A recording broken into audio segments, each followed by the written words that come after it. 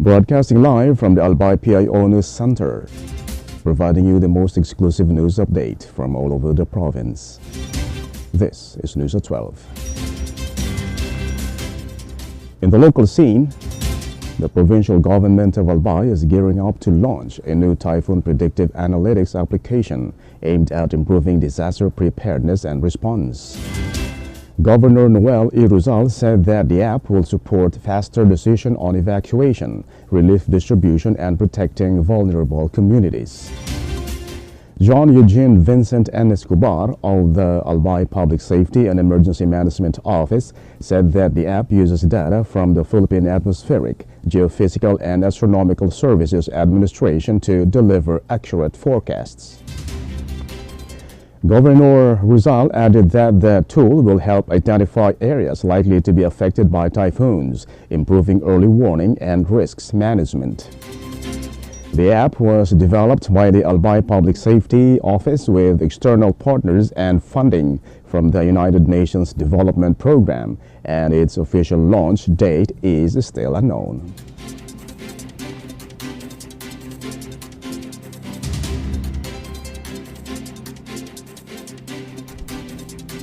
In other story, Albay Province won first place in provincial category of the 2025 Regional Rafael M. Salas Kaunlarang Pantao Award. Albay received a plaque and a 100,000 peso cash prize for localizing the population and development agenda. The award honors local government units that implement innovative and sustainable population and development strategies. Albay was recognized for its inclusive programs and people-centered governance that integrate population dynamics into local planning. Governor Noel Iruzal accepted the award and credited the win to the combined efforts of the provincial government, partner agencies, and local communities. The recognition reinforces Albay's position as a regional model for population and development programs. The awarding ceremony was held on September 9 at Hotel Luca in Legazpi City.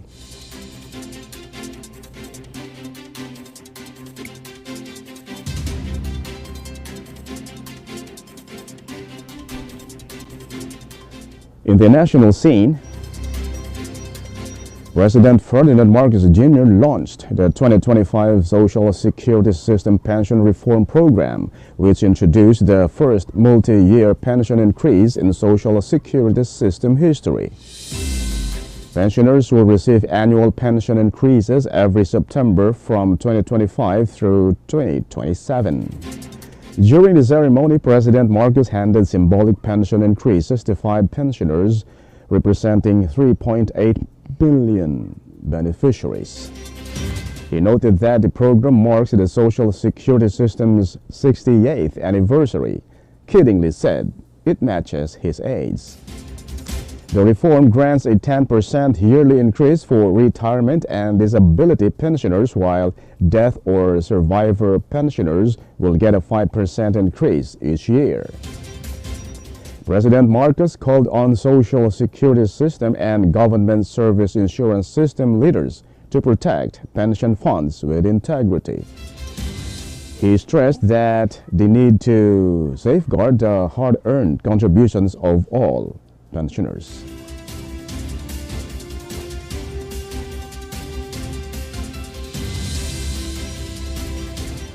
In other story, the Department of Public Works and Highways will file complaints with the Office of the Ombudsman against 18 personnel and contractors.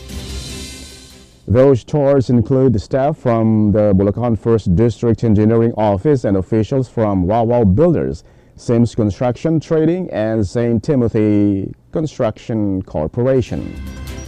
Secretary Manuel Bunuan, through Undersecretary Emil Sadain Dizon, said President Ferdinand Marcos Jr. ordered a crackdown after seeing the plight of Bulacan residents with coast flood control projects. Undersecretary Dizon said corruption could not have thrived without the involvement of senior agency officials.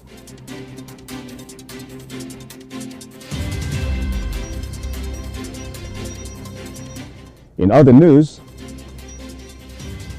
the House of Representatives will see no change in leadership as Speaker Martin Romualdez retains majority support. House Deputy Speaker Paulo Ortega and Romualdez's spokesperson Ace Barbers confirmed this after Ortega shared photos from a recent meeting of key House leaders. The meeting included Majority Leader Sandro Marcos, the son of the President. House Higher and Technical Education Committee Chair Jude Asidre said Romualdez's leadership remains stable and trusted.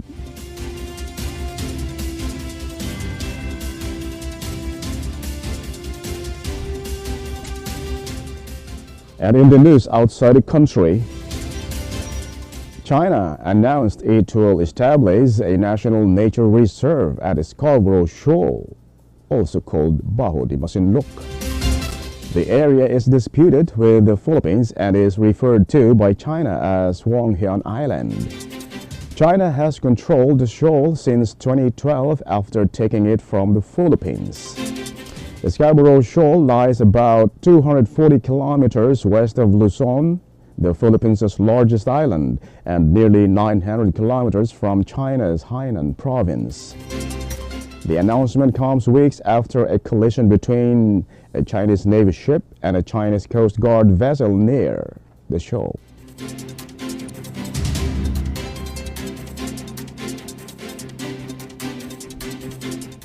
And finally, in the news outside the country, former United States Vice President Kamala Harris described Joe Biden's bid for a second term as recklessness in her upcoming memoir.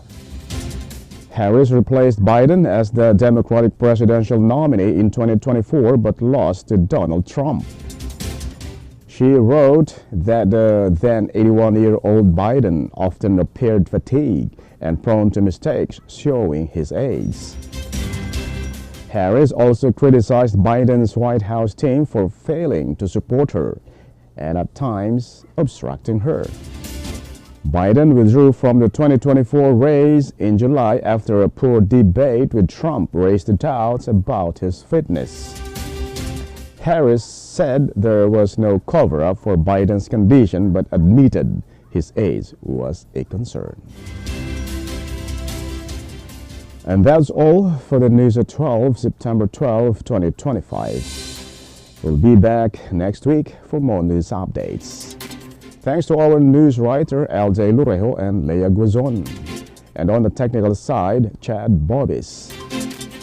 And of course, our Provincial Information Officer, OIC Marty Gonzalez. And under the supervision of our Governor, Noel Iruzal. I am Greg Hallare. Thank you for subscribing.